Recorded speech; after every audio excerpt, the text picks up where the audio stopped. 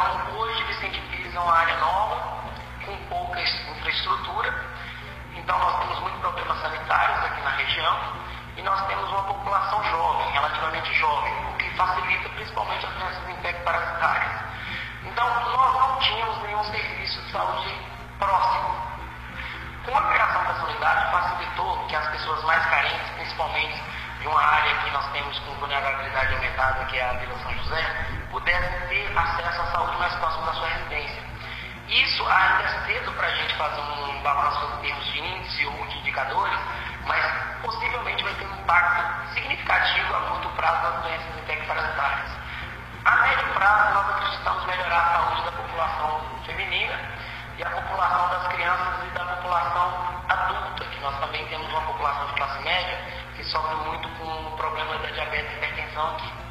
Então, essa unidade ela vem para suprir principalmente essas carências de uma população jovem, de uma população em fase de desenvolvimento com os problemas urbanos